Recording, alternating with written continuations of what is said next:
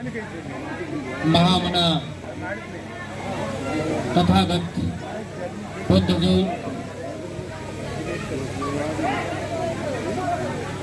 विश्व रत्न बाबा साहब भीमराव अंबेडकर, पेरियार रामास्वामी नायकर, छत्रपति साहू जी महाराज, राष्ट्रपिता ज्योतिराव फूले, माता सावित्रीबाई फूले,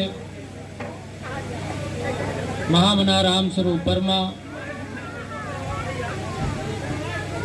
महामना ललई सिंह यादव, बाबू जगदेव प्रसाद कुशवाहा आदि तमाम योद्धाओं को उनके विचारों को नमन करते हुए आज जिनकी स्मृति में हम लोग शोक सभा में उपस्थित हुए हैं,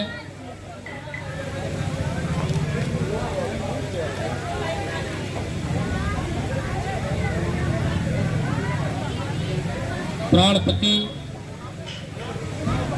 को नमन करते हुए और उनको श्रद्धा का फूल अर्पित करते हुए इस शोकाकुल परिवार के प्रति हार्दिक संवेदना व्यक्त करता हूं। आज इस कार्यक्रम के सम्मानित अध्यक्ष जी और हमारे साथ मंच पर विराजमान परम श्रद्धेय जगन्नाथ मौर्य स्वर्गीय जी, सत्येंद्र यादव जी और भी तमाम क्रांतिकारी साथी, मातृशक्तियां, प्यारे बच्चों, आज जो यहाँ ये काम हो रहा है ये बड़ा ऐतिहासिक काम है और मुझे लगता है कि इस गांव में सबसे पहले जब मैं आया और उसके बाद पहला संस्कार हुआ, विवाह का संस्कार तो इसी परिवार में शुरुआत हुई थी और आज दुख के घड़ी में भी ये परिवार पूरे साहस के साथ, पूरे हिम्मत के साथ ऐसी व्यवस्था को नकारने का काम किया है।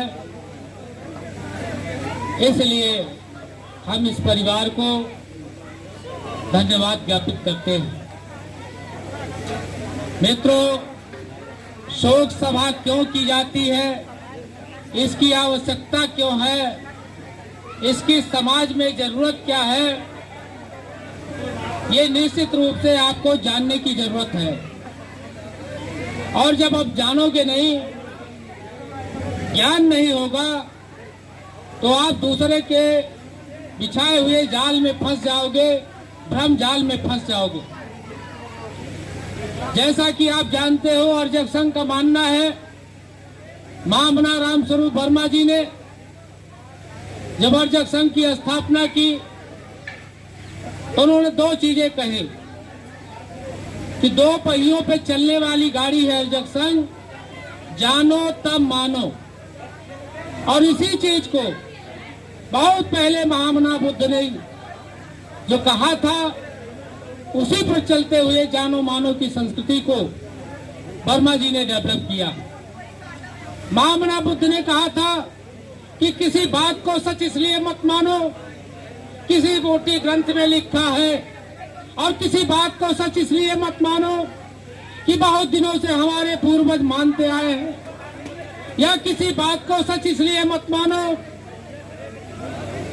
कि किसी महापुरुष ने कह दिया है। हर बात को तर्क की कसौटी पर कसो, यदि वो खरा उतरता है तब उसको मानने का काम करो। आज भी उसी आधार पर चलते हुए हम लोग इस अंधविश्वास, पाखंड और कुरीतियों को खत्म करने का बीड़ा उठाया है। मित्रों, हमारे जो जीवन के चारों क्षेत्र हैं, चाहे सामाजिक हो, आर्थिक हो, राजनीतिक क्षेत्र हो, हर क्षेत्रों में ब्राह्मणवाद हावी है। हर क्षेत्रों से हमको अंधविश्वास भगाना है, पाखंड भगाना है और जानो तब मानो की संस्कृति को डेवलप करना है। महामना बुद्ध के उस सूक्ति को प्रचारित करना है। इसलिए आज इस शोक सभा के अवसर पर हमको जानने की जरूरत है आए उस पे हमारा क्या नुकसान था और आगे हम जो करने वाले हैं, जो अर्जक संघ बता रहा है क्या फायदा है, इस पे गंभीरता से आपको बात करनी है। तो मित्रों, जब हमारे परिवार में कोई किसी की मृत्यु होती है, कोई ऐसा काई हो जाता है, तो सबसे पहले हम क्या करते हैं? सबसे पहले हम उसके लाश को सुबीते लगाते हैं और लाश को सुबीते लगाने के लिए हमको अपने बुद्धि का इस्तेमाल करना चाहिए कि ये ऐसा हम रास्ता चुने जिससे मानव समाज का अहित न हो, मानव समाज का हित हो, हमारा हित हो, ज्यादा पैसे न खर्च हो, कम से कम खर्चे में हम ये संस्कार निपटा दें। तो सबसे पहले लाश को सुबीते लगाना है। लाश को सुबीते लगाने के 3-4 तरीके हैं जो पूरे दुनिया में जाने जाते हैं। पहला तरीका, आपका लोग, हमारे यहाँ ज्यादा लोग लाश को जला देते हैं। दूसरा है कि जमीन में गाड़ दिया जाता है और तीसरा है कि नदी में बहा दिया जाता है। लेकिन और दुनिया में जब आप जाएंगे तो वहाँ के वातावरण के हिसाब से लाश को सुबीते लगाने का प्रोग्राम बनता है। तमाम ऐसे जगह हैं जहाँ पे पहाड़ है, वहाँ कोई पेड़ पौधे नहीं है, मिट्टी खुदाई नहीं हो सकती है। ऐसे पहाड़ों पर जो बसने वाले लोग हैं, लाश को सुबीते लगाने का काम निर्जन स्थान पर ले जा करके पहाड़ों पर वो अपने लाश को रख देते हैं। चील कौवे खा जाते हैं। हमारे यहाँ गाड़ने का भी प्रक्रिया है, जलाने का भी प्रक्रिया है। लेकिन अभी जो ऐसा काई का जो लाश सुबीते लगाया गया, उनकी लाश को गाड़ा गया, बहुत बढ़िया काम हुआ। तमाम जगहों पे तर्क होती है कि भाई फूका क्यों न जाए, लाश को जलाया क्यों न जाए। तो मैं बताना चाहता हूं कि अगर हर व्यक्ति के लाश को जलाया जाएगा तो समझ लो कि आपने एक पेड़ को जला दिया, एक पेड़ की हत्या कर दिया। और हत्या ही नहीं, अगर उस पेड़ को जलाने के बाद आपको क्या मिला? कार्बन डाइऑक्साइड गैस मिला। जो कार्बन डाइऑक्साइड मानव के लिए अहित गैस है, अहितकारी गैस है। जो हम लेते हैं अपने अंदर ऑक्सीजन गैस, ये पेड़ ऑक्सीजन निकालता है और कार्बन डाइऑक्साइड सोखता है। तो हम जब किसी चीज को जलाएंगे तो निश्चित रूप से कार्बन डाइऑक्साइड जलेगा, निकलेगा। इसलिए ये पेड़ को जलाना भी एक महापाप है। सबसे बढ़िया जो प्रक्रिया है वो लाश को सुबीते लगाने के लिए जमीन में दफनाना, यही सबसे बढ़िया काम है। उसके बाद हम क्या करते हैं कि हमारे घर परिवार के लोग, पटीदार के लोग सब मिल करके बेकरका मनाते हैं। बेकरका क्या चीज है कि सबसे बेकार खाना, सबसे खराब खाना उस दिन बनता है। और खाता कौन है? हमारा भाई पटीदार। हमारा भाई पटीदार सबसे खराब खाना हमारे साथ पे खाता है। लेकिन हमने देखा तमाम जगहों पे कि उस दिन तो खराब खाना भाई ने खाया और जब अच्छा खाना हुआ तब भाई ने कहा तुमने घंट नहीं बांधा इसलिए तुम्हारे यहाँ नहीं खाएंगे। खराब खाते हैं लेकिन अच्छा खाने में उनको परहेज है। कई जगहों पे हमने शोक सभा किया और ऐसी बातें आई कि पटीदार के लोगों ने कहा ये घंट नहीं बांधे हम नहीं खाएंगे। हमने प्रश्न किया कि भाई बेकरका आपने खाया तो निक्का कौन खाएगा? निक्का खाने के लिए दूसरे को आप बुलाओगे? तो लोग सहमत हुए उस पर। लेकिन दोस्तों, ये भी जो परंपरा है हमको हटानी है कि बेकार खाना, खराब खाना नहीं खाना है, अच्छा खाना खाना है। और उसके बाद हम क्या करते हैं? घंट बांधते हैं और प्रजापति के हाथ से एक बढ़िया गगरी लाते हैं, पेड़ में टांगते हैं, 9-10 दिन पानी डालते हैं और उसके बाद महापात्र को बुलाते हैं। महापात्र आता है, उसको दुनिया भर के सामान हम लोग देते हैं। गद्दा, रजाई, छाता, चप्पल, जूता, ये सारे चीजों की व्यवस्था हम करते हैं। लेकिन हमने देखा कि जो 50 रुपए की गगरी है, अगर वो 100 रुपया मांग लिया कहीं प्रजापति तो हम नाराज हो जाते हैं। और ये जो महापात्र है जब आता है तो उसको फोड़ने का काम करता है। उसको फोड़ने के लिए हम हजारों रुपया उसको इनाम में दे देते हैं। तो ये जो संस्कृति है विषमता मूलक, इसको संस्कृति को हमको खत्म करना है कि जो बनाने वाला है, जो हमारा भाई है, जो श्रमिक है, मेहनत कर रहा है, उसको देने में हम संकोच करते हैं। और जो नाश कर रहा है, विनाश कर रहा है, जो उस हाड़ी को फोड़ रहा है, उसको हजारों रुपए हम इनाम में देते हैं। इस संस्कृति को हमको हटाना है। ये हमारे हित में नहीं है, श्रमिकों के हित में नहीं है, मनुष्यों के हित में नहीं है। एक विशेष वर्ग के, विशेष जाति, विशेष वर्ग के हित में है, वर्ण के हित में है। और ये सारी व्यवस्था जो की गई, ये व्यवस्था इसीलिए बनाई गई, कुछ लोग इस समाज में जो अपने को अगुआ मानते हैं, जो अपने को नेतृत्वकर्ता मानते हैं, और उन्होंने ऐसा जाल बनाया कि अगर इनके घर में लड़का पैदा हो, बच्चा पैदा हो तो भी इनके यहाँ खाओ, कोई इनके यहाँ मर जाए तो भी इनके यहाँ खाओ, यानी जिंदे पर भी खाओ, मरने पर भी खाओ, कभी छोड़ो नहीं। तो उनका एक शोषण का तरीका था, हमारा शोषण करने के लिए पूरी जिंदगी पैदा होने से लेकर मरने तक हमारा शोषण निरंतर होता रहा और उसको हम सहते रहे। ये तो महामना वर्मा जी ने विचारधारा दिया कि आज इस विचारधारा पर चल करके हम एक शोषण विहीन, शोषक विहीन समाज की स्थापना करने में लगे हुए हैं, समतामूलक समाज की स्थापना करने में लगे हुए। आज आप सोचो कि आप यहाँ खाना खा रहे हो और यही खेत में आपका लड़का बैठा हो, आपका बाप बैठा हो, क्या वो खाना पा जाएगा? और ये तो कहते हैं कि वो स्वर्ग चले गए, और स्वर्ग में गए, आप यहाँ से खटिया दोगे, तकिया दोगे, गद्दा दोगे, ये सब तुम्हारे पिताजी के, माताजी के पास जाए। क्या यह संभव है? क्या यह हो सकता है?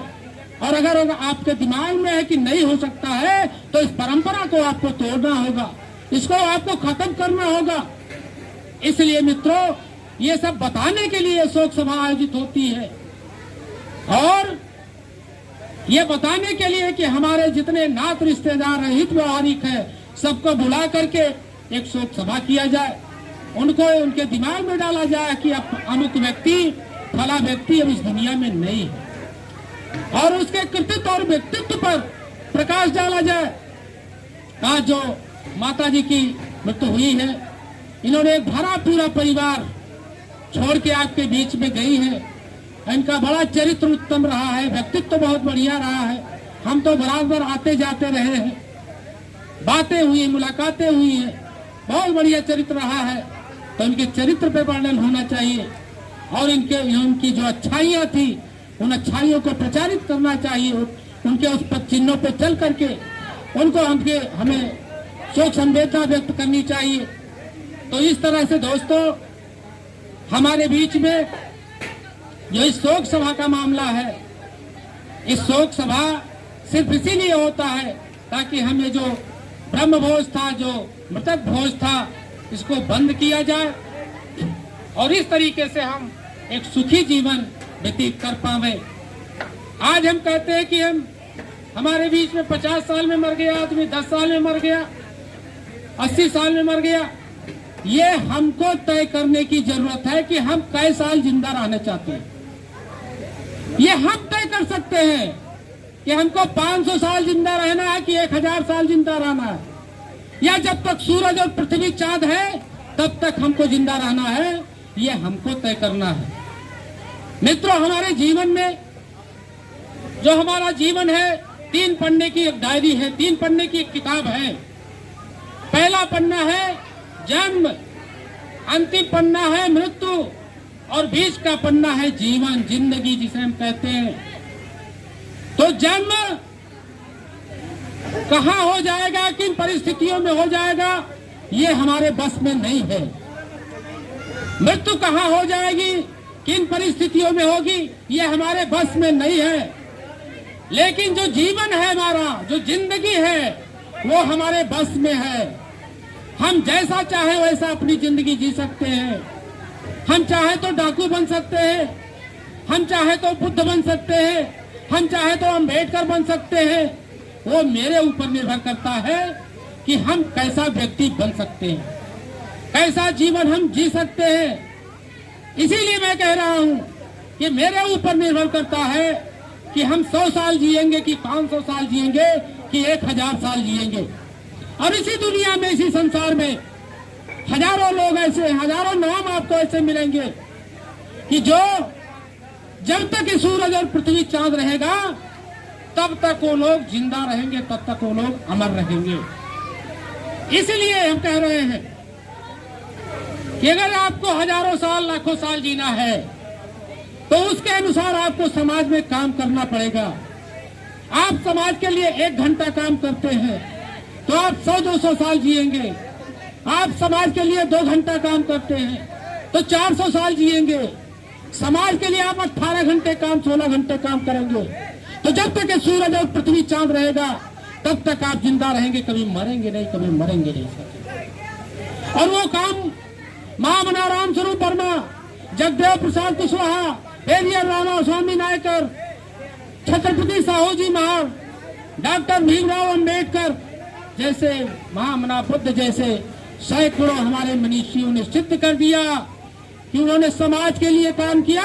और जब तक ये सूरज चांद रहेगा तब तक उन सारे महापुरुषों का नाम रहेगा, तब तक वो जिंदा रहेंगे। इसलिए हमको समाज में काम करना है। और बाबा साहब ने कहा था, अपने अंतिम समय में कहा कि मैं हिंदू धर्म में पैदा हो गया, ये मेरी मजबूरी थी, लेकिन हिंदू धर्म में नहीं मरूंगा, ये मेरी कामना है, मेरी इच्छा है। मैं कहता हूं आप गरीब परिवार में पैदा हुए हो, ये आपकी मजबूरी है, लेकिन गरीब रह करके आप मरोगे, ये आपकी मजबूरी नहीं है। आप अमीर होकर मर सकते हो, आप हर तरीके से संपन्न होकर के आपकी मृत्यु हो सकती है। आपको समाज में जीना होगा, समाज में करना होगा। हमें तमाम सारे नारा दे करके, तमाम सारे विचार दे करके हमको भरमाने का काम किया गया। हमको बताया गया कि जितना बढ़िया काम इस जीवन में आप करोगे, जितना दान पुण्य दोगे, जितना तीर्थाटन आप करोगे, उतना बढ़िया अगले जन्म में जन्म पाओगे, अगले जन्म में उतना बढ़िया घर पाओगे। आत्मा की भाग्यवाद की बात होती है, पुनर्जन्म की बात होती है। ये अंधविश्वास हमारे समाज में फैलाया गया। मित्रों, कहते हैं भाग्यवाद, वर्ण व्यवस्था, भाग्यवाद पुनर्जन्म पर आधारित जो वर्ण व्यवस्था है, उस वर्ण व्यवस्था की विचारधारा का नाम ब्राह्मणवाद है। ब्राह्मणवाद कोई ब्राह्मण नहीं है, ब्राह्मणवाद एक विचारधारा है। और वही विचारधारा हमारे 90% लोगों को, 90% हमारे जो शोषित है, पीड़ित है, इनको गुलाम बनाए रखी है। को लड़ने की जरूरत है। आज तमाम लोग तो कहते हैं कि आत्मा है, निकल जाती है, लोग मर जाते हैं, लेकिन आज तक हमारे वैज्ञानिक ढूंढते रहे, कहीं आत्मा नहीं मिली किसी शरीर में। कोई डॉक्टर नहीं बता पाया शरीर के किस अंग में आत्मा है, कहाँ आत्मा का निवास होता है। और विज्ञान इतना आगे पहुंच गया, लोग कहते हैं कि शरीर में एक आत्मा है, अगर काट दिया जाएगा तो खत्म हो जाएगा। हम कहते हैं केचुआ पकड़ लो, केचुए को बीच से काट दो और दोनों तरफ केचुआ भागता जाता है, तो क्या एक काट दिया गया आत्मा को 2 आत्माएं बन गई?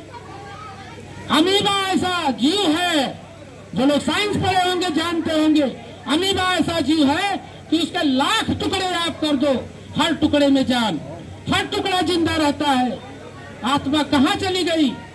आप दूर न जाओ, अपने खेत से गन्ना निकालो, गन्ने को 3 टुकड़े में डाल दो और खेत में बीज बो दो, वहां 3 गन्ना पैदा हो जाएगा। आत्मा कहाँ चली गई? एक आत्मा कहाँ है? इसलिए आपको तर्क करना पड़ेगा, महामना बुद्ध के विचार को पढ़ना पड़ेगा। जो उन्होंने कहा था कि किसी बात को सच इसलिए मत मानो कि हमारे किसी महापुरुष ने कह दिया, किसी किताब में लिख दिया गया, या हम परंपरा के रूप में मानते आ रहे हैं। तर्क करो, बहस करो।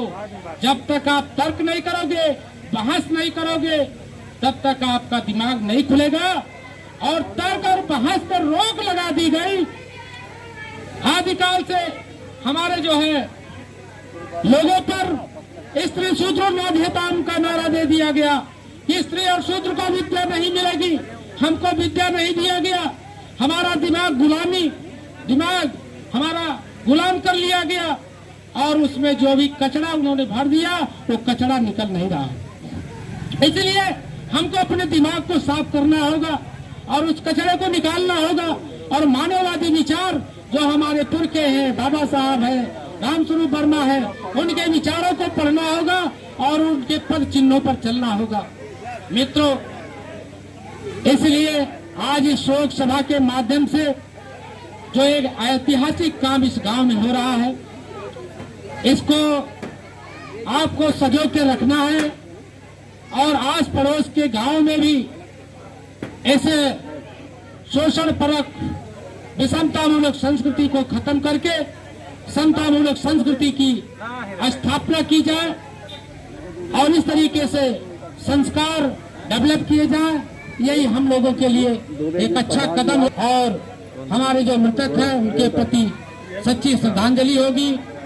इसलिए तमाम लोगों का हम आह्वान करते हुए और इस परिवार को पुनः धन्यवाद देते हुए इस आश्वासन के साथ कि जब तक मैं जिंदा रहूंगा, आप जिस भी मौके पर बुलाओगे, जहां भी जिस परिस्थितियों में, मैं हर तरह का सहयोग करने के लिए आपको तैयार हूं। इन्हीं शब्दों के साथ अपनी बात समाप्त करता हूं। जय अर्जक, जय भारत।